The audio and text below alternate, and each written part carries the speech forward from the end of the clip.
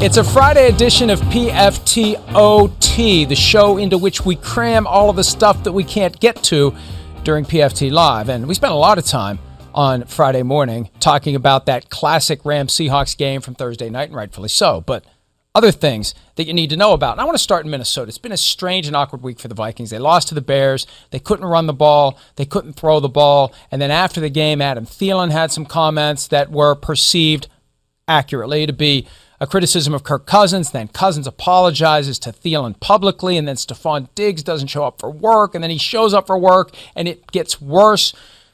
Through it all, I keep coming back to a very fundamental question about the Vikings organization. Who's in charge there?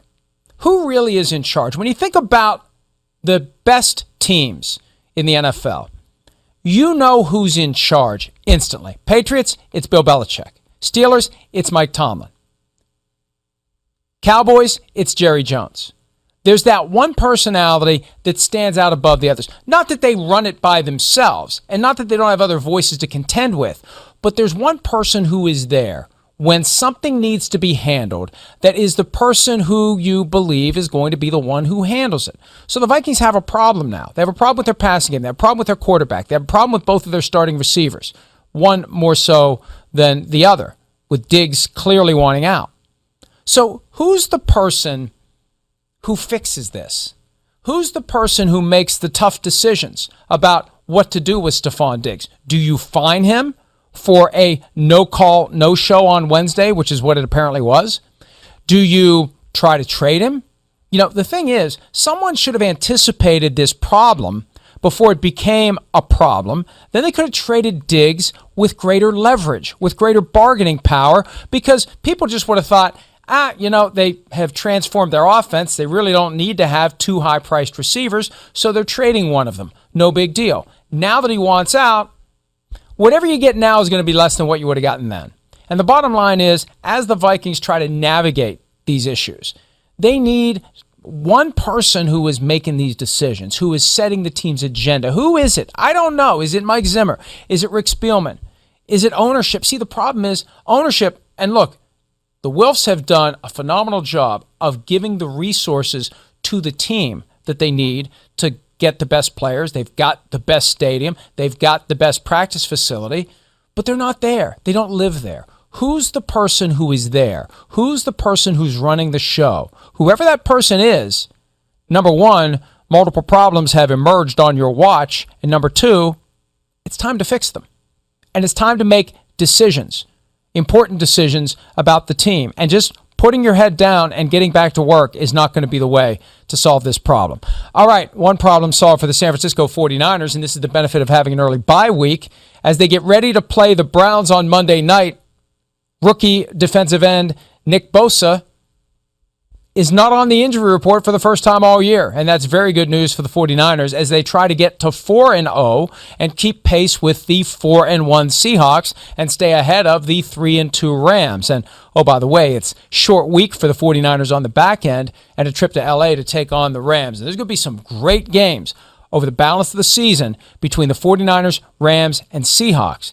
And the healthier that Nick Bosa is, the more likely the 49ers are going to be in contention as late as possible into the season and possibly end up getting a playoff berth. And it could be. We're looking at three teams coming out of the NFC West into the NFC playoff picture with the division champion and two wild cards, all from the same division. In the AFC North, there are playoff contenders galore except for the Cincinnati Bengals, and one of the teams that is trying to pull itself back into the mix in the AFC North is the Pittsburgh Steelers, who went from 0-3 to 1-3, one game behind the Ravens and the Browns, who are both 2-2. Quarterback Mason Rudolph, who had a very good game on Monday night, he said this week that he's going to try to get the ball more to JuJu Smith-Schuster, Steelers MVP in 2018, number one receiver following the trade of Antonio Brown. And I get that. I understand that. You want to get the ball to your best players, but you also want your quarterback to have the freedom to throw the ball to the open man. So you can design a play where JuJu Smith-Schuster is the primary receiver. But if he's covered, do you want to force it to him, or do you want to go to your second read? I think it's always better for the quarterback to have the freedom to go to his next read and to not feel the extra pressure to get the ball to one player. And I remember after Calvin Johnson retired, I sensed a certain looseness in Matthew Stafford that hadn't been there before, because now he can just throw to the open guy. It doesn't matter who it is. You don't have to feed Calvin Johnson over and over and over again. And that's the danger here. And especially talking about it publicly, because now the defenders that you'll be facing starting this week with the Ravens are going to be on the lookout for balls coming to JuJu Smith-Schuster, because Rudolph has said that's what he's going to do. So ultimately, the best play for Rudolph, the best play for the Steelers, throw the ball to whoever is open. And if it's JuJu Smith-Schuster, so be it.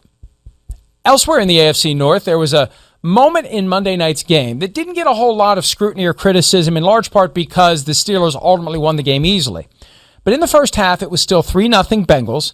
The Steelers were driving. They were facing a 3rd and 10 from the 21. And there was a clear instance of an ineligible receiver downfield who blocked downfield before the ball was thrown to James Conner, who wasn't that far away from the ineligible receiver blocking a Bengals linebacker.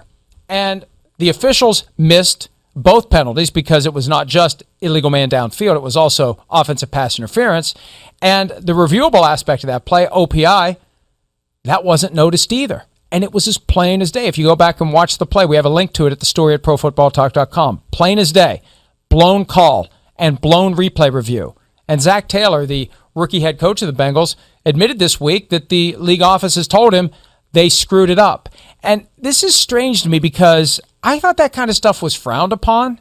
And I've noticed this year there's been a little more looseness, a little more courage, a little more recklessness maybe when it comes to talking about these things, because the league in the past has frowned upon that significantly. Well, Zach Taylor either didn't get the memo or he's new here and he'll figure it out in the future. For now, though, the NFL, according to Zach Taylor, acknowledging that they blew it on that play. And the reaction by many has been, the Steelers won easily anyway. You take away that touchdown, you put them 10 yards back, and you make them face 3rd and 20, at best they get a field goal, it's 3-3, and maybe things play out differently after that, because there was a moment right about the time the Steelers got that touchdown where you felt like they're snapping out of their early season funk. And maybe if that touchdown comes back, they don't snap out of that funk, and the Bengals maybe avoid sliding into the funk that contributed to that awful defeat that they suffered in Pittsburgh. All right, last one. And speaking of the Steelers, who once employed Antonio Brown. At the beginning of this year, they had him. Up until the middle of March, they had him, and then he was traded to the Raiders, and then he ended up with the Patriots, and now he's awaiting the outcome of the NFL's investigation regarding his potential personal conduct policy violation. There was development in one of his umpteen pending pieces of litigation that I think is very important to what's coming for him as it relates to the NFL. There was a report yesterday that a lawsuit filed against him by a former Miami landlord for damages done to the apartment, and this is related to the throwing the furniture off the balcony incident. Inside the apartment, damage was done. They've sued him for that. He showed up for deposition testimony last month, which is a pretrial process where you get an opportunity to question under oath the parties to a lawsuit, to find out what they know, to test out some theories, to see how they are as witnesses, and you just basically have a booklet that comes out of it that you can use when it's time to go to trial. You already have testimony, you already have answers to the questions, and they better stick with those answers later. That's the purpose of the deposition. Well, Antonio Brown, according to the landlord, was belligerent, was hostile, was not cooperative, and they want him to be sanctioned by the court, and they want him to have to give another deposition. Now, that'll all play out in court, and the deposition is what it is. The transcript says what it says. The video doesn't lie. And I'm not surprised to learn that Antonio Brown was potentially hostile and belligerent when he was forced to answer a bunch of tough questions. How this is relevant to Antonio Brown and the NFL investigation is very simple. At some point, he's going to be asked tough questions by the NFL. At some point, they're going to sit him down, and he's going to have that smile, but behind that smile is going to be that fire that we know is there, and at some point, somebody's going to say something to him that he doesn't like, and he's going to be uncooperative. And the problem is, if you're a bad witness, even if you're telling the truth, if you are a bad communicator of that truth, if you come across as a bad person, if you come across as an angry person, they're going to be less likely to believe you. And there are plenty of great liars under oath, and there are plenty of horrible truth tellers. And Antonio Brown may be completely blameless, but if he's a bad witness when it's time for the NFL to interview him, it increases the chances that they're going to believe his accuser. And if they ultimately conclude that Antonio Brown committed rape, even though he was never arrested and charged criminally, if they believe he did it, I think he's banned for life. I don't think you can say as the NFL, we think Antonio Brown committed rape, but, we're just going to suspend him 6 games. So the stakes are going to be very high for Antonio Brown when it's time for him to be questioned by the NFL. Based on how he allegedly performed in this lawsuit involving his apartment, it's not going to go well for Antonio Brown when it's time to talk to the league. That's it for PFT OT. We'll be back Monday with more shows, with more content, with more everything, and all weekend long. Check us out at ProFootballTalk.com. By the way, PFT PM coming later today. Questions only edition of PFT PM. Check that out, and we'll see you on Monday.